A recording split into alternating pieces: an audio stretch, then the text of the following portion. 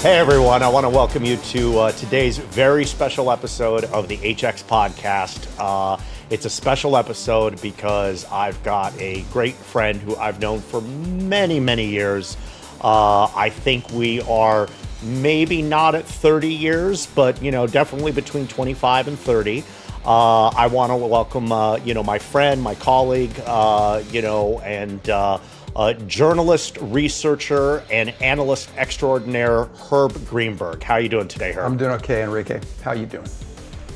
I'm good. Other than the episode we had with the lawnmowers outside my window. So, well, good. So what I want to do here, Herb, you and I, we met for the very first time, actually, when you were working for TheStreet.com. And, it's interesting. I don't know how many people who watch this podcast are familiar with TheStreet.com. I think probably quite a few are. But, I remember it starting in 96, 97. It was the first real financial news site. I mean, I don't even remember if the Wall Street Journal had a financial news site.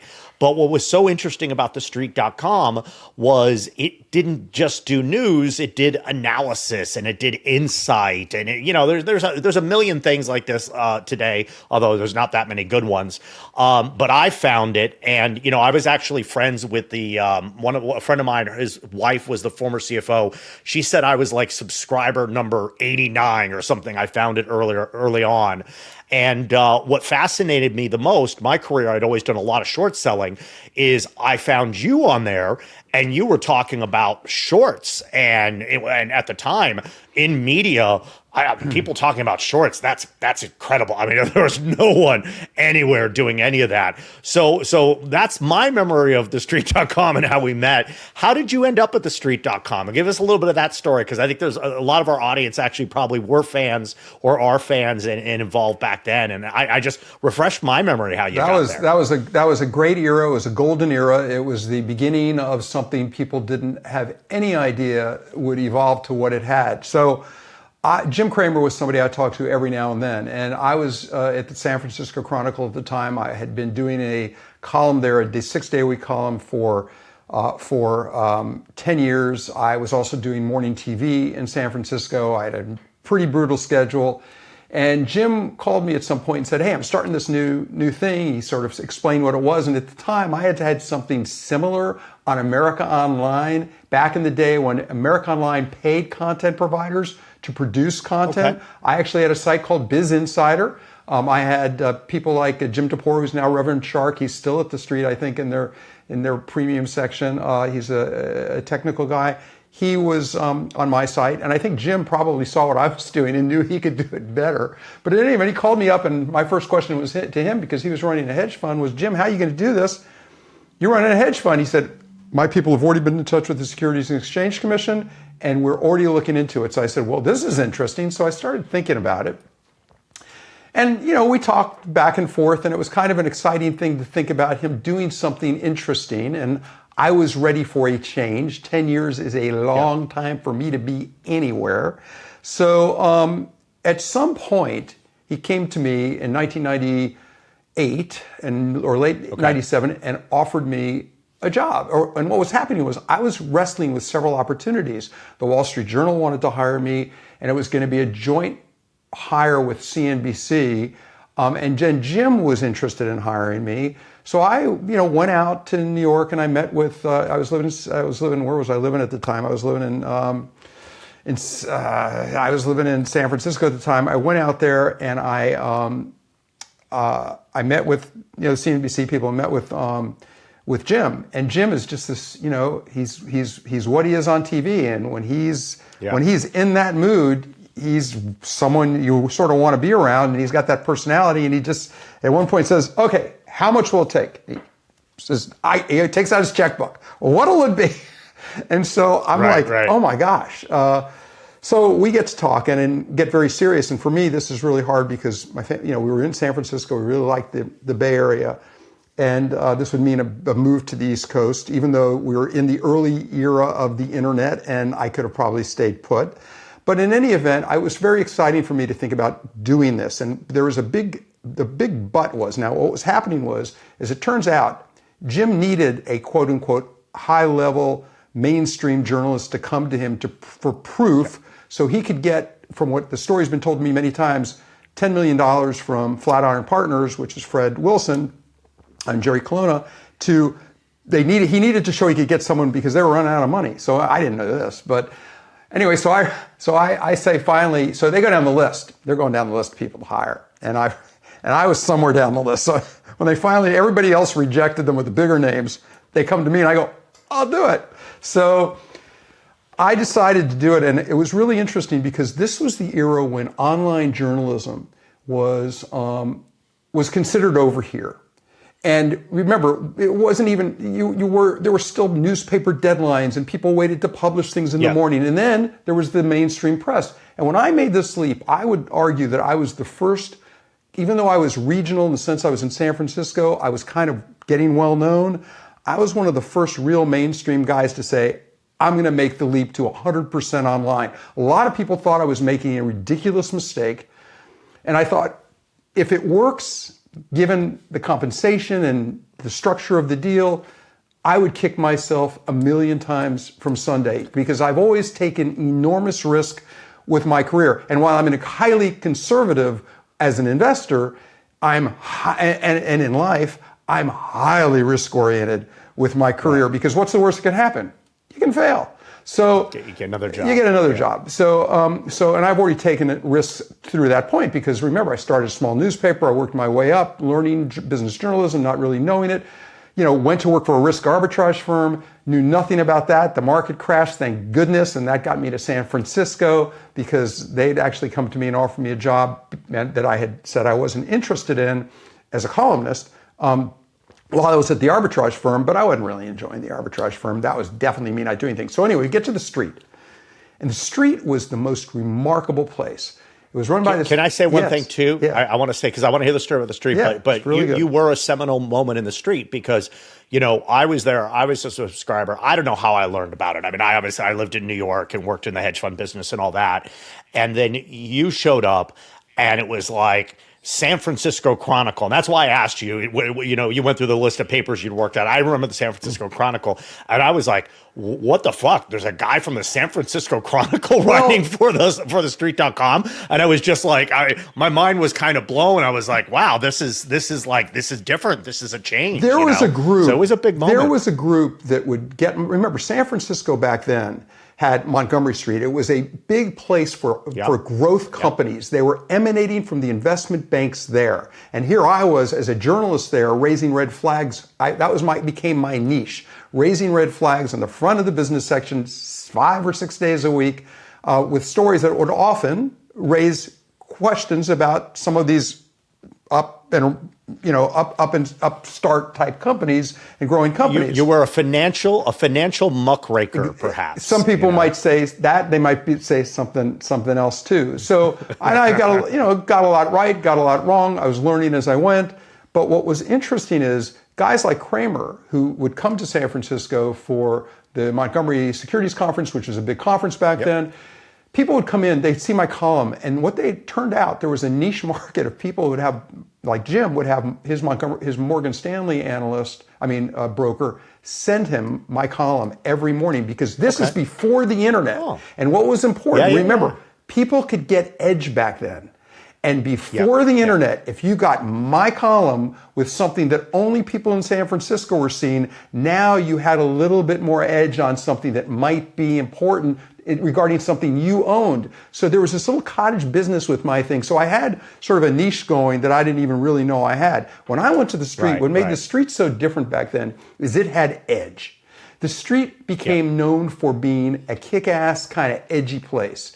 And I was recently just had a discussion with the editor from TheStreet back then, a guy named Dave Kansas, a wonderful guy. And I remember Dave. So Dave told me, I said, how did you choose everybody? And he said, I chose people because he was looking for people who had gotten either fired or just were too big for their own britches at their prior jobs. They pissed everybody off. He wanted him in his place. So he put together this remarkable team of people who from that era went on to just go here, there, and everywhere. And so it was a very special place at the time. And it was a place that you don't get that kind of, talent in one room without that many rules. You still had journalistic quality because we had very good editors who kept us sort of, out of trouble. But it was very special, and that's where I met you, because we probably talked about an idea, and moved on. Well, and I was going to ask you like this, because this will jog my memory, because I'm like you. I have so many things have happened, especially in the stock market. Like some things I remember, like long-term capital being short Enron. I remember a lot of the blow-ups. Like I was long Rite Aid when the first time it blew up. 25 years ago. Well, if you were to pick your 3 or 4 best, and this is for me, not for anyone in the audience, your 3 or 4 best short calls while you were at TheStreet.com, what were the big ones that you had? I honestly don't remember, because there were so many. Okay. No. There were so many, because some occurred before TheStreet.com in San Francisco, where Media Vision will always be my most, the one that really gave me the most. But at TheStreet.com, these are companies you might not have heard of. A company called Humorous. I did some Learn Out and Houseby. These are, and by the way, I remember Learn Out and Houseby. I remember those articles, the speech recognition. Even in the early days, this is a very important element of change that occurred. And in the early days of TheStreet.com, I was able to sort of skim it a little bit. But some of the stories I wrote about where I really made a difference were companies no one was paying attention to. Today, you probably couldn't write those stories because they wouldn't generate the eyeballs and the clicks. And so there's a whole group of companies, in theory, that aren't getting the coverage, and people won't short them because they're too illiquid. The big funds have gotten much bigger. It was a different world back then. And so I think that I was able to actually, rake the muck on companies that, were in just a certain type of a sphere today. And I learned that, by the way. I'll tell you when I learned that lesson. I learned that lesson a few years later, because I moved on to MarketWatch. And when I moved on to MarketWatch, I was writing about, in those days, the big story was Overstock.com, at least with some short sellers. This was a very big story. You had the battle between the shorts and a guy named Patrick Byrne, who ran the company. And I was like public enemy number 1 to him at some point in time as he went down the list and had a big cabal. He had a thing. So I'd write about that thing, put it on the front page of MarketWatch, because my column was on the front page of MarketWatch. And I'd look at it and hey, look at my column, the front page of MarketWatch. And I'd come back a few hours later, column was gone. So what's this? Where's my column? They said, Herb, no one's reading it.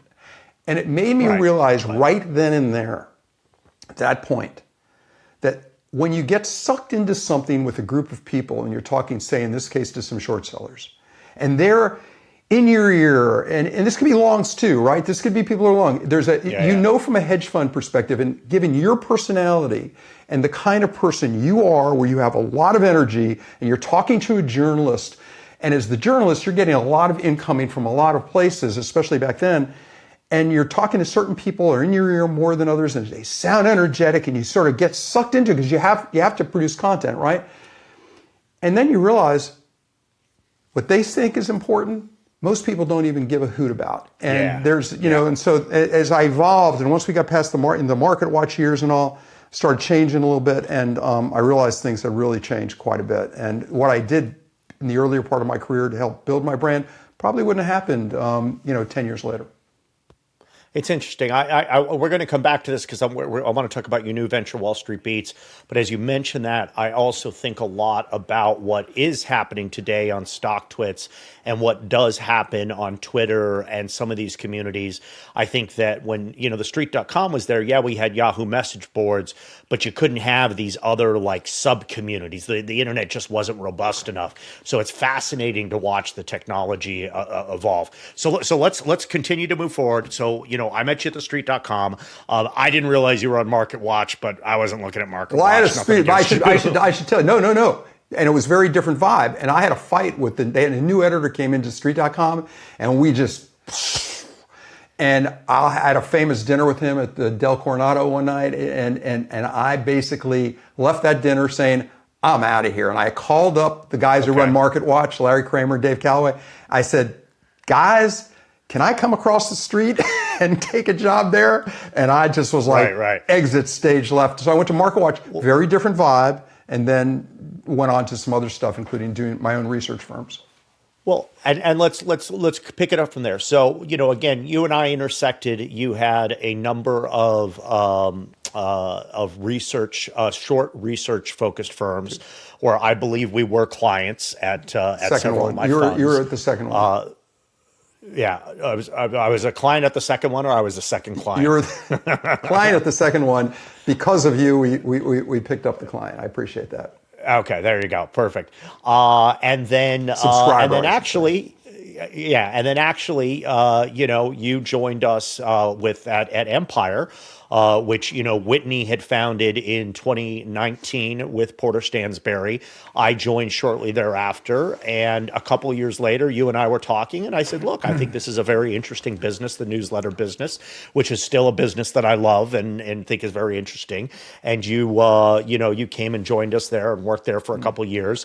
And I'm interested to hear your thoughts about sort of that experience. And you and I have gone through both a lot of I don't want to say ups and downs in our careers, but certainly evolutions will be the word that I would use. Let's hear a little bit about that. It keeps things from getting dull, that's for sure. And so I'd gone to my research firm. I had this short research firm that I co-founded and had brought a partner into, and we had an analyst, and it was working pretty interestingly, and I liked being my own boss. Worked as hard as ever. Then I had some heart surgery right as COVID was starting, and it was kind of an interesting time because after COVID, even before COVID, the shorts weren't working as well. In 2019, shorts were starting. Our business was starting. I was starting to notice it was getting harder, and I would sometimes sit there and go, "God, another long report. I've done how many times after doing one of these reports? The older you get." And then through COVID, once I was through with my surgery, I just dove right into it. And it just became harder and harder. And as you know, in 2020, when you're doing work and you're just being proven how stupid you are every day, and your customers are coming to you and they're saying, "Hey, good news is we're keeping you. The bad news is we want to cut our prices," and you start watching things change. For a guy like me, where it's like, what am I doing this for? So I either wisely or unwisely decided I wanted to make a change. I handed the keys over to my business partner and our analyst, which it was a weird thing to do because this was, in a sense, my baby, but it was our baby. But I was kind of running it and put all my heart and soul into it, even when I'm traveling. I mean, I was there, and it was good. In the good years, it was very good. And I thought, oh, I could do something else. Remember what I said about taking risk? I believe in taking risk with your career. So I thought, people would come to me, the activist short sellers would say, "Why haven't you been an Why don't you become an activist short seller?" So I said, well, why not? So I thought, what do I have to lose? Well, business partner didn't want to come down that road because he's had some, he didn't want to deal with lawsuits and stuff like that. Analysts didn't want to join me. So I thought, so there's the issue with the activist short selling community. I engaged with a hedge fund that would be my quote unquote balance sheet partner that would cover some of the expenses. And can I do one thing here, just because we have a very sophisticated audience, but just so everyone knows, I mean, I know everyone knows what TheStreet.com was obviously a website. You know what newspapers are. Activist short sellers, it really would be the terminology you would use for someone that goes out and does a tremendous amount of research about an individual short. They take an active short position to profit from that short, and then they either publish or disseminate that research. There's a whole bunch of different forms of doing it, but it's sort of like saying, let me find a problem, let me put myself in a position that when the problem becomes known, I can actually profit, as opposed to just being a researcher, which your previous firm did, where you said, I'm going to identify problems, but I'm literally just sharing it as a service, as a subscription. Because there's some listeners may not understand the difference between the two. Well, that's very good. That's a very fair summary because you're paid based on the trade, and and that gets into its own levels of controversies that some people have raised over time. But in any event, I felt, this is interesting. I think journalism has changed, and I've always believed in making it via my job or via whatever. And this was a different model, and there are others who've since evolved that model to include journalism, including Hindenburg and a new one called Hunterbrook. But what I did was I went to this and I was really serious. I set up my life. I changed my life. I set up you had to go in and think about what happens if I'm sued. So you have to restructure your assets and go through all this crazy stuff. I put cameras in my house just because if you're writing this negative stuff, who's going to come out of the woodwork and do something to you, and you're not protected by a news organization anymore, and you're public on this stuff. So did all this stuff and I'm getting ready to launch a website, put a lot of work in the website, and it would have been a good website too. And then I ended up starting to do the work, looking for names. Now you're interacting with the hedge fund, but you're not really collaborating with them. They're actually helping you get experts and consultants, but it's a weird dynamic. And to some regard, I like things to move kind of fast. I'm not the kind of guy who likes to sit there and spend a year on one project and one name. That doesn't work for me. So I like to keep things moving. So the process was very slow for me, trying to find ideas. And real quick, what was the timing of this? Because this is very important. Is this like late 2020? This is early 21. This is early 20. I made the decision to leave. I left, I think, in March or April. I don't know when, or June. I don't know when I left. I left in 2021, early 2021. And what happens is you're not paid. You're paid nothing. Yeah. You're only paid if you have a win. And so we're working on ideas and you know, and by the way, several ideas, had we been able to do them to fruition, were fantastic ideas.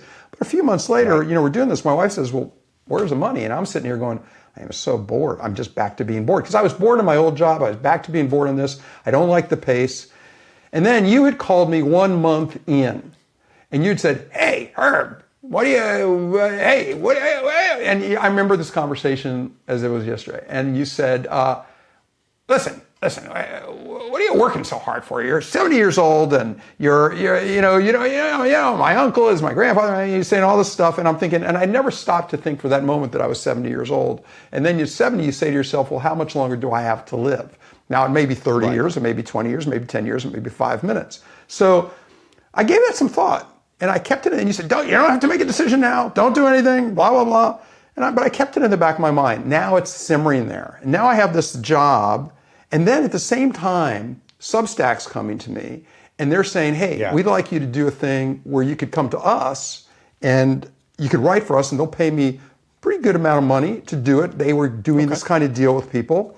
So now I'm working through several things trying to figure out, what do I want to do? So I start talking to Substack, I start talking to some people, might be able to guide me and help me because that world is a different world. And in the end, I chose, for better or for worse, I chose to go with Empire because I liked the style of what you had. The fact is you had people who had history of having been on the short side, so that wasn't overly promotional. You had you and some of the others who were there I felt were very interesting. They helped give me some confidence in this. But yet, and I thought they would do the marketing because I didn't want to do the marketing. I saw some of these people in Substack having to do the marketing, and you have to suddenly... It's like starting from square, whenever you start over, it's a lot of work. Even with a research firm. When I had my institutional research firm and my business partner was a world-class forensic accountant, well-known, people said, hey guys, you got to show us a track record. And you're starting from, every time you start over, you are starting over. I don't care who you are, it doesn't matter. So I decided to go with Empire, but I will tell you, because there's a lot of interesting lessons. And the reality is, as I've told friends, and this is no disrespect to the organization of Stansberry or Empire, for me, it was the single worst professional decision I made. There are silver linings, and I want to explain this because it's very important. Because I believe no matter what you do, everything you do in your career, if you're wise, you pick up something from everything. Even the worst opportunities, you're always learning, always be learning, always be closing, always be learning. And I'm always that way. So what was interesting was I anguished over taking the Empire job. I mean, like nobody's business did I anguish over this job. It felt wrong to me because I didn't like the promotional aspect, that level of newsletters. It just didn't resonate with me. It wasn't who I am. I kept thinking I'm going to be Joe Namath selling reverse mortgages, and I kept joking about that. Right. And my wife would say, Herb, you've had all these careers. Why in the world are you constantly having to ask everybody whether you're doing it? And the reason I was doing it is because I was so embarrassed, actually, in taking the job or thinking about it, because I figured people would come and go, well, you're going where? Doing what? And this is the tail end of my career. It's like, oh my God, you're doing this. Now, there was an interesting thing, because I would have a chance to work with you and with Gabe and with Berna and with Whitney and with an organization. Now, the organization is, I didn't realize at the time, my timing for the activist short thing arguably was right as it was going down, that phase that goes. I also chose a period where the market was very dicey, and I remember saying, what are you guys going to do? Not to you, but to others. What are you going to do when the market falls? Because God knows, and I joked to everybody. I said,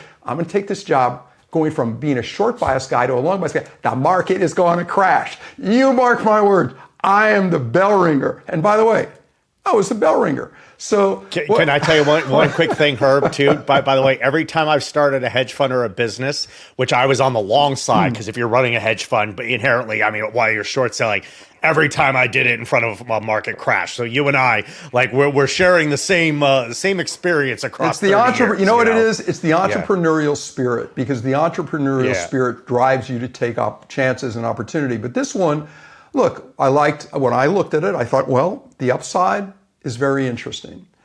And I liked the fact that I could go and try to do long biased work. And I liked the fact that I could work with you and Gabe Marshank and Berna and the team there. And I liked the fact that I could do something different, because I believe you should mix things up in your life and in your career. Yeah. And as it turns out, I absolutely positively loved the long biased work.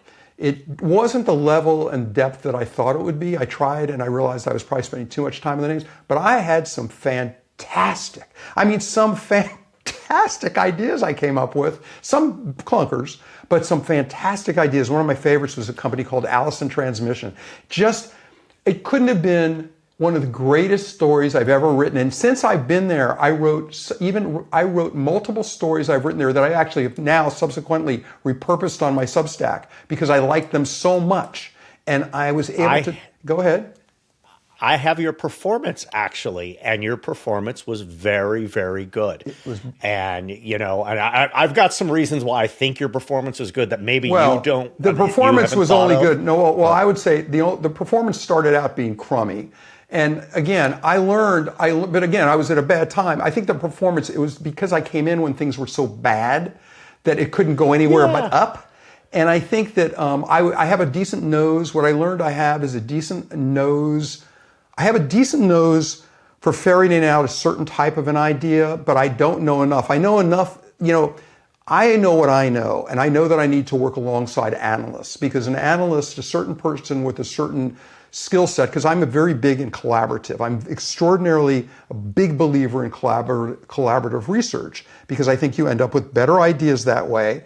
And again, the way the newsletter industry worked with copywriters and that kind of thing, that just, again, I loved the work, but the minute I'd go and I'd do a promotion, I'd go, oh my God, I hate this. And I remember our editor told me beforehand, he said, no matter how bad you think it's going to be, just know you're going to probably feel worse when you're doing it, because he'd seen it over and over and over again. And a guy like me who had a reputation of a certain type, I cared more about it. I just cared. And so, but anyway, tell me why you think my performance was okay. Well, it's interesting is that, like, because I looked at all of your ideas. I mean, there were a couple things, but ultimately, I feel your ideas ended up performing well because you actually left your shoes as the digger, as the need to know or want to know everything, and lived in shoes that were very much, this is who I am. I'm Herb Greenberg. I'm a conservative investor.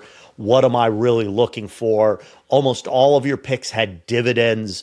All of your picks had long histories of earnings. They all had really great moats and franchises. And it felt to me, I feel like the short side we're trying to identify patterns, but then we really want to get the data in the pattern, like, get all the details underneath the pattern. And you almost have to, right, to prove it's right. With your longs that you did, you had a pattern. It was a relatively simple pattern. And that's not an insult. That's actually a major fucking compliment. The simpler, the better. And it was a simple pattern that was the pattern that you would buy. And the results were great because I mean, again, after you left, I actually went through and they asked me to do an analysis of all of it. And I was like, guys, this is a great portfolio of ideas. And I'll say one thing. I'll chime in my one piece here on Empire and all this. There is a juxtaposition. And this is where I lived, and I think all of us at Empire lived. My view was always, my work is my work, and my picks are going to be the same picks that I've been doing for 30 years. I'm methodical, I'm thoughtful, I'm critical. I'm really putting things out there only that I would ever put my money into. I'm never, ever, ever fucking going to recommend something that I don't honestly believe in. Now, how they market that, as long as it wasn't marketed with untruths or illegally, which neither one ever happened for me, right. Certainly, I was kind of like, as long as I'm getting the eyeballs, as long as the ideas are great, it's like having this great restaurant that the food is awesome. And it's like, as long as you get people into the restaurant, I know once they get into the restaurant, I'm serving them awesome food. So that was because I think a lot of people in the newsletter business share this discomfort, this I don't know what to call it, well, it it's just a doesn't driver. kind of add well, up, the promotional aspect. Look, I always felt that, unlike what I've done in my career, the copywriter was the talent, and the talent was really the product. And so it was a weird dynamic again, it's because of where I came from. Look, I just talked to, I'm writing a piece right now in a newsletter editor who lives in the Ozarks. I first met him 15, 20 years ago. He charges $1,400 a year. He has 500 customers. He's never marketed a day in his life. He doesn't have a website. He's so refreshing to just to talk to him because he's so common sense. And he does everything is like 40 pages on Word with blue and red and black. For him, he makes enough money to be happy. And as I learned at a place like Empire, that's a product, not a business. And for him, it's a business and a lifestyle. And everybody does it differently. And for me, I want to say one thing, though. The silver lining of having done this 2 years of this and picking these ideas, some of which I just bought one of my ideas the other day. And I bought several of those ideas, and I wish I had been able to buy some when I was writing them, like Costco. When I was writing Costco, I'll never forget writing up Costco. I was writing up Costco, and it was already $400 or something. And I remember, and I looked and I thought, everybody says it's so expensive. And I'm looking up Costco, and I went back to Seeking Alpha, and I said, how many years? I went back years. How long have people been saying, have the newsletter writers, the analysts on Seeking Alpha said this is too expensive? So I look back. For years, it was too expensive all the way up. And the frustrating thing is you come across these ideas, you do the work on them, and you say, I want to own this thing, and I can't. And stupidly, like when I wrote up S&P Global, I should have been out buying Moody's because I couldn't buy it because we can't buy the companies. There are some of those where you're working on them and you go, I should have just bought the other one. But I get so into it. But I will tell you one thing. So the silver lining from all this was it got me back to writing because I also wrote a daily there. Okay. I wrote this thing they called the Empire Daily. Yep. I wrote it several times a week. Great. And that got me back to writing. And that got me back. And I realized I could still be me. And I started writing it and putting it on LinkedIn. And then I put it on Substack. And that kind of became what I found was genuinely fun. And so that sort of took me to the direction I'm in now. So let's jump there, and because and look, our format is the following. We usually go through some history and all that, and then I do want us to end because it's very important. I want us to end, and you've actually done a bunch of this already with some life experience. I like the viewers for this podcast to walk away at the end of the podcast and they say, They got guys like you and I. I got 30 years experience. You got 40 years of experience. We're in the worlds 50. that are very similar to each other. 50, sorry. But the point is, I want them to walk away and say, okay, what are three things that I was like, oh shit, Okay. I wouldn't have thought of that or the thing. But tell me about, you just launched. I mean, 2 weeks ago, Wall Street Beats. And when I'm looking over here, I'm looking at my computer. Talk to me. What is Wall Street Beats? What are you guys doing? What is the product? How do we get involved? Just give me the 5 minute, because I will say this, and I don't mean this as a pejorative. I see it, and I've seen a bunch of it. I don't exactly know where to start a little bit. Good. Because there's so much in there. There's so much. We'll that take I'm all the kinda input. like- So our main product, so Wall Street Beats started with a conversation I had with a guy named Stephen Lamar. Stephen is a low-key, under-the-radar type of a guy. A friend told me I had to meet him. My friend knew I wasn't happy doing what I was doing. And because I was writing and my voice had come back out, he said, Steve was thinking about doing some stuff. So Stephen and I met in Tiburon, where he lives, and we started chatting. And he was telling me about an idea he had where he listens to a call his brother and some others have, talking stock ideas. His brother's a professional money manager. And I was telling him, boy, I'd love to bring together some of the smartest people I know. And these are people who are retired. And so, or are no longer that generally, most of them are not that active, but what they all do is they all trade their own accounts. They're all extraordinarily seasoned. And they all were looking, it turns out there's a whole group of people out there who are in their 40s, 50s, 60s, who are kind of bored. They're working at home, but they want to be part of a group. So somehow I tapped into this group, and most of them are people I knew, a few brought in by somebody else. We have some former very top-rated analysts, and then we have Berna Barchet, who used to be at Empire, who's a fantastic consumer analyst. Anyway, we have a whole group of people, and what we do is every day we put on a call, because we know there's a market. It's like the old morning call on Wall Street. There's a group of people out there, a big group of people, who just want to feel connected, and they want to feel connected to smart people. And they want to be able to, in a very quick amount of time, we do this call in less than 40 minutes. I moderate it multiple times a week. And we let people, whether they're pitching their ideas or talking about broader issues or coming in and having some discussion about some broader idea, come in and these people can listen in. That's our first main product. The second product, the second is then from there, they get a recap of that. If they want to go deeper, and that is something they can listen to or watch. If they want to go deeper, our next product includes a chat that so what happens, our group internally has a very active WhatsApp chat. Very, very active. Okay. And so we turn that into something that that anyone can watch what they're talking about. There's great information on that chat, great ideas on that chat. Just because it's people talking about what they're doing in their daily lives. They're just interacting like you do with your friends away from the public eye. That's what we're doing, except we're doing it in the public eye. And then we have another session of that, another premium session where people can interact with them. Part of that product, that product is also my product. So in that product, you also have my content. And as part of my content, where I'm back to starting to do my red flags and I'm starting to do my commentary. It took a while because we're starting the business. So it's starting a business and writing and all, a lot of stuff. So, I just did one of these, by the way. But thankfully, I have a business. My Yeah. business partner is a I would call him close to world-class entrepreneur. He co-created Beats by Dr.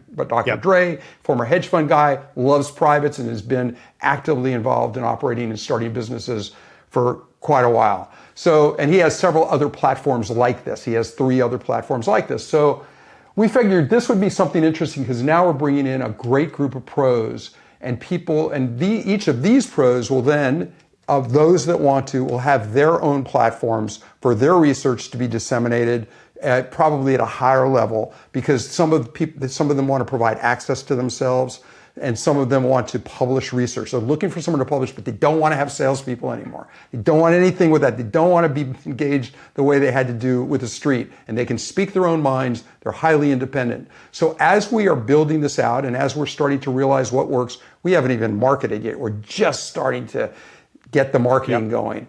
We're going to see what works, what doesn't work. We know that based on the buzz and the input, we're onto something. And we know that whatever we're onto is going to evolve. But what we do believe we have is we have a mix of types of personalities. We have some good macro people, but we really have some great people who daily are investing in the market. Some with longer term ideas, some with short term trades, some that go both ways, some that are short, some that are long. Got it. So anyway, it's a lot of information. We're in the and we want to, in the end, education is part of it. Even though we skew higher in terms of we think the sophistication, we also want people who are trying to learn to be part of our group as well. So that's in a nutshell. Can I paraphrase? Yeah, can sure. I paraphrase? Sure. So sorry, because this is just it helps me translate in my brain too. Yeah. You guys have a morning session that's a video session. That's live. Is the session live? No, it's comes out about in 45 minutes, an hour later. Yeah. Okay, with a little bit of a delay. Yep. That is open only to subscribers, correct? And then you have a round table, and I count about 10 of you guys on here. We actually have 11 right now. Actually, we just added 2 new. We have 2 new coming in, including we have 2 new coming in. Yes, very excited. Okay. So you have these 11 people that come out every morning Soon to and be do 13. sort of a commentary. Okay. No. They don't. We only have about 4. We only have about 4 or 5, sometimes only 3 on the call. Everyone is going to be on the. Everyone is on the call once, twice, 3 times a week. So we rotate through. Got it. Yeah. Okay. And so that's kind of at its core. And if I get something wrong, correct me here. And then you also have then a daily chat. Is it housed on WhatsApp or is it a private board? It's WhatsApp that translates into the private board on our website. It's just an ongoing conversation. Got it. And then people can either be a observer or participant, and that's just you all. Like we used to do this on what was the Israeli thing, ICQ. We used to do this, by the way, at TheStreet.com was the original of something called Real Money Columnist Conversation. This was one of the earlier aspects. So this is Yeah, absolutely. So we used to have like all these ICQs and everything. And then in addition to those sort of round table-y kind of concepts, the video and the chat, you then have access to your written research. And then it looks like I'm looking at your page here that through time, you're going to have, more products that will spin off this, but kind of always around this core of having a group of 15 knowledgeable people that are interacting as their own community, that bring in people that allow others to observe the community and at certain points interact and engage with the community, and with the idea that then there'll be output. Right now, your output in terms of research and ideas and all that, and then sort of begin to iterate and bubble off of that. Is that a good? That's not bad. You might have some future in the business of trying to figure some of this stuff out. Yes. Yeah, it's not my first rodeo. So so that sort of is a pretty good summary. And then in the second tier, they also have access to. We have a lot of snippets. So there's a lot of summaries of what these folks have talked about on the call. So there's broader summary, almost like a trading journal for some of these people. So everyone's getting there. We're just so far so good. We've been doing it for about 3-4 months. Part of it behind. We've been testing. We've been doing it dry runs for a few months to get it right. And then it's a monthly subscription, and there's kind of 2 levels. Yeah, there's for right now. Monthly there's a monthly and annual. It's $75 and $100, or it's $150 and $200, or $900 a year, or $1,800 a year. Yeah. So yeah. Okay. No, it sounds very cool. No, I mean, I it's funny is that they and this is not a analogous business. But someone that you probably know very well, Hedge Eye, Keith McCullough. Keith had a hedge fund, and what he did is when he closed the hedge fund, instead of starting another hedge fund, he went out and just took his whole process and then opened it up to institutional clients first, and now mostly RIAs. Very different than you. I think I actually like both your models a lot. His is very. Like I don't want to say the word wonky, but it's very like specific. It's very trade oriented. There's 30 trades in there, and there's all these models and things like that. Yours, in a lot of ways, is a lot more approachable. It's a lot more translatable. Like, because that was one of the great, what we were trying to do with Empire. My vision of Empire was always this, is take these folks that have managed billions of dollars, that have interacted at the highest level, but then have them do the same research and work, but put it in language that, a normal person, person that's engaged could understand and get the takeaways, versus listening to something where people are talking about Fibonacci cycle, this, that, et cetera. And it's like, there might be some value in here, but I got no idea what the hell it is. When people I talk, have no idea what we have a wonk or two, or I call them a macro geeks. When the macro geeks start talking, if I'm involved in that discussion, I will pull them back into what does it mean. I will pull somebody back when they're talking about a stock into, okay, at this level, would you initiate a position? I think these are very important. I know you wanted to get to the lessons people have learned. And, I can tell you that these are the kind of things you always want to remember. I've learned something, even when I was doing my column in San Francisco, I learned it a long time ago. Never assume everybody knows anything. And even people who are supposedly sophisticated will never admit to what they don't know. And a lot of people, they may be in the markets, but they're not macro geeks. Or they may be macro and they don't fully understand how stocks trade. It's just, everybody's a little different here. It's important. I mean, I was talking to a guy on Monday, very successful music manager, one of the most successful in the world. I don't know what the guy's worth. He's worth 10 million. He's worth 100 million, whatever. And we were talking about Bitcoin. Okay. And he's in his 60s or 70s. And I said to him, because we wrote a piece about Bitcoin all week long. We've been writing about Bitcoin, just not for any particular reason, just had some ideas about it. And I go, yeah, there's a limited number of Bitcoin. And he goes, what? I go, yeah, there's only going to be this many Bitcoin ever made. He goes, really? That's how many? And I was just like, yeah, of course. I mean, he knew what Bitcoin was. But you can't assume they don't know. Well, exactly. I think he had actually bought some Bitcoin at some point, but he didn't know that there was a limit to how many Bitcoin. So it's actually tricky when writing. And I think I've got a solution that I just thought of this week, is there's so many times where we talk about something. Like I talk about relative strength index as a technical indicator that we just use over and over and over. And then I find myself rewriting the sentence, remember relative strength is blah, blah, blah. I think I'm going to start putting it in a box so that I don't, like a little definition box. So then if you're the reader, you can just skip right over. If you know what it is, you can just skip right over. It goes, oh, that's the RSI box. If you're a new reader, you don't. Okay, so let's get into this. This is very cool. I love it. I love the use of video. You got some incredibly smart people on here. I look forward to checking it out. You actually wrote up a red flag report on one of my longs today. That's a conversation we'll have another time. But it's part of what makes a market. What makes markets. Yeah, exactly. So you've been involved. You've been involved in the business for 50 years. You've been involved in the markets 30, 40. I think you began maybe outside of the markets. We've both been doing it for 3 decades, in different ways. Okay, you've got a lot of life lessons in particular, Herb, and I think that's great. But if you were to boil down and say 2, 3, 5 things that you would say to someone about just investing. Sure. And let me take a step back. Everyone always says the same thing. Well, the first thing I would do is get a really good money manager and have them do it for you.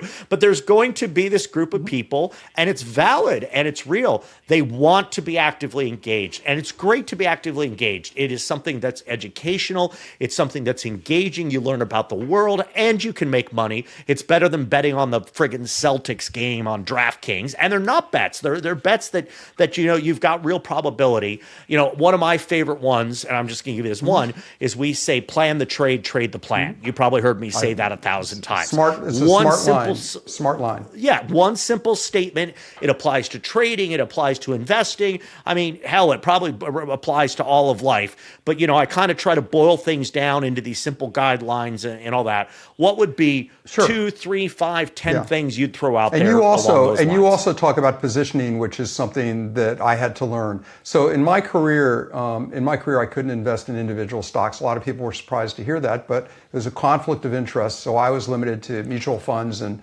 index funds, things like that. And so, by the way, so was I. Yeah. Just so you know, like all my hedge funds that I ran had a zero investment But policy. you had to take could not own- positions. You had to take positions for the fund. Yeah, but so you for the still, fund, yes, it was the correct. equivalent of Yeah, investing. yeah. So when I could finally, when I was fully unshackled and I really wanted to get active, I decided to just dive in the deep end because I felt the rule number one was, what kind of investor am I? I envisioned myself as one type of investor, but as I probably should have known, I was not that type of investor. I was this type of investor. So I learned very quickly that I'm not a trader. I don't have that personality. I'm not a guy who goes to Vegas or does gambling, and I'm not even wired with an options brain. I'm a hard right brain guy. I'm a creative guy. So my brain is not wired mathematically like so many people on the street. I know that about myself, but that doesn't mean I can't invest, and it doesn't mean I can't use common sense. So the first thing I did is figure out, what do I want? And I remember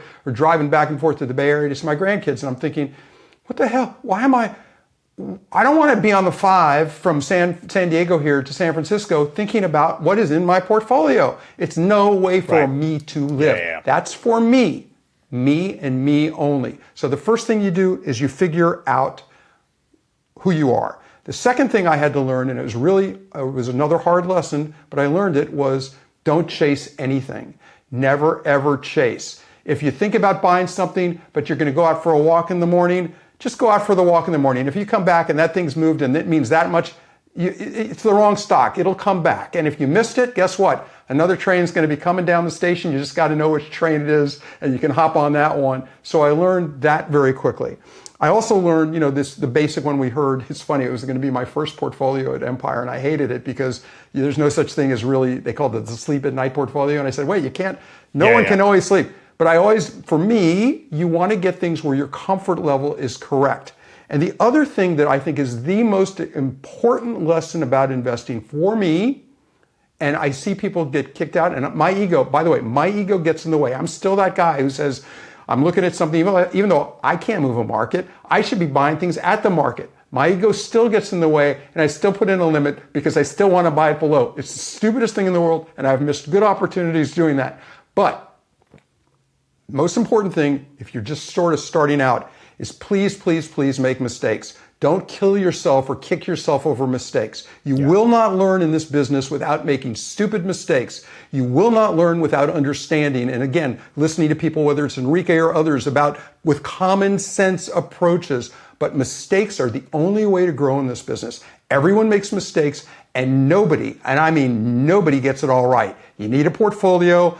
You need to know, as Enrique would say, how to position. You don't oversize anything highly risky. You learn this by making the mistake and doing that. And you just learn it. And then you finally say, okay, that's it. And that's my approach at this stage of life.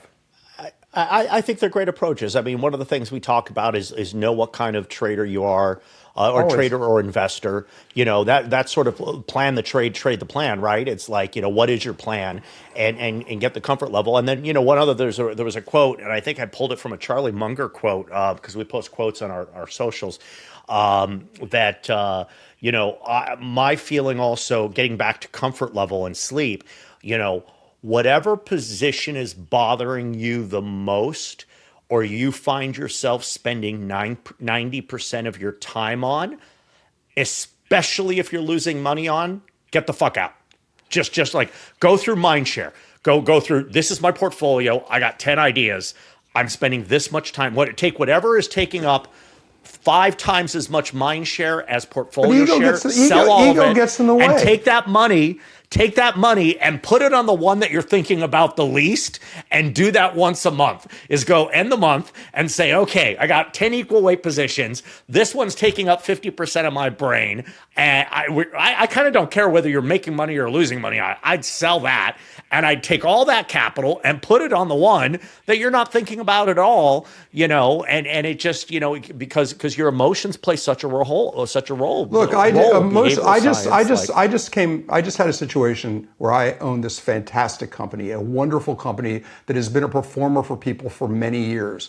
It is one the shorts and the longs have battled over, but thankfully I know people who do a lot of work, and then I can come in and I can see things. I get ideas coming from everywhere, and I can pick and choose. And this has been a wonderful stuff. It finally doubled. My wife and I we have this ongoing thing about what to do when something doubles. You, in one of your earlier podcasts, had this thing, well, when it doubles, you have this whole thing, this whole spiel about when it doubles, it either means you can take the 60% out and let it ride, or you say, and I quote you because I listened to you very carefully back when you had your old podcast, you have some great common sense approaches to things. Sometimes when something doubles, that is because it's going to double again. I mean, you have all these variants, but there's no rule. There's no one size rule, right? They all move. By the way, I just got to tell you, but I got to tell you, I did take the double. We said, we need this stage of life. We need to protect. We're moving it. I'm moving it to other things. Yeah. That's what I'm doing. But anyway, what would you do with your double? Well, no. That rule is very simple. Okay, here's the way to think about it. If something, absent major news like a new drug announcement or a merger or something, which 99% of the time is not true, if something doubles in a day, a week, a month, a quarter, or maybe even 6 months, you should sell at least half or 60%. Okay? If something doubles across 2 years or 3 years, you should probably buy more. Okay? And that's kind of the point, right? It's about velocity. And the other rule that you were talking about is every single stock that went up 100-fold, went up 20-fold, went up 10-fold, went up 5-fold, and it doubled first. Okay. So you kind of have to counterbalance these two things. I think that, when you're in bull markets and if you get lucky with a meme stock or something like that, you got to book those profits. And these are not for trading; these are for investing. But you bring up a great context. Is that and you're probably going to outlive me, Herb. But you have to put that in context too. Is that what is your duration? And right now, with people who are savers who are looking at treasuries have to make other decisions, and that decision is what do you do with duration versus versus just the total. What's going to happen in a race right now? Should you be basically, taking a longer term instead of a short term because you may be better off doing that. So there's so many variables in this that, and again, I go back to, and I know what I said here is very basic, but you know what? I think I have a decent finger on the pulse of the average guy. And I can tell you that people get carried away. And the reality is I come back to know what your risk tolerance is. Yep. And if your risk tolerance is you love to be in the game, it's going to be very different than me. But you know what the reality is? There's no right or wrong way to it. There is no right or wrong way to invest and make money. Felt in some ways you were a better long newsletter writer than you were a short newsletter 100%. writer. Let me explain too. Your short work was brilliant. It was great. The investigative journalism, et cetera. The short side's just fucking hard.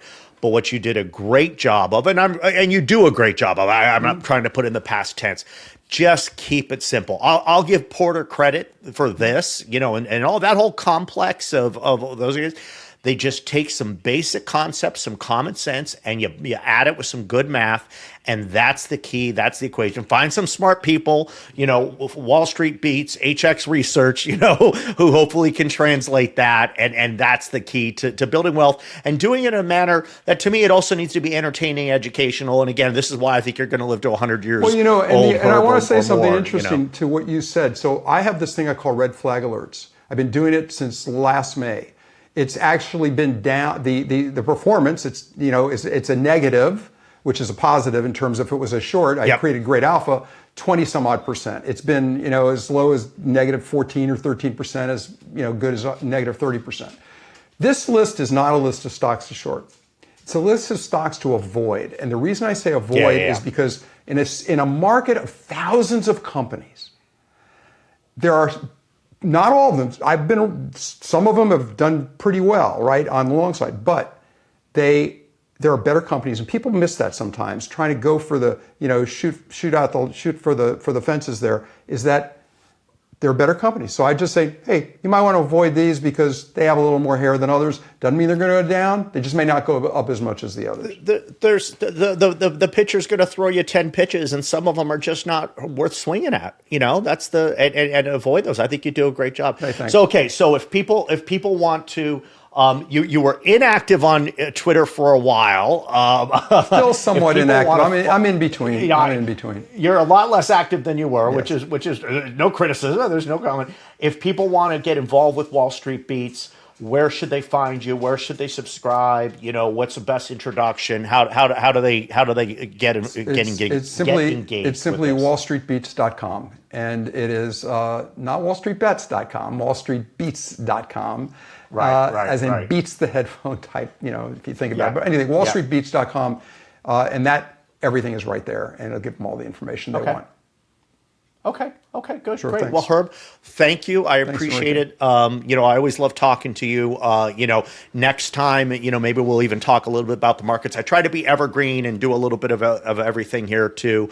But I think your life experience is also so valuable. And everyone, again, thank you for joining us on the HX podcast.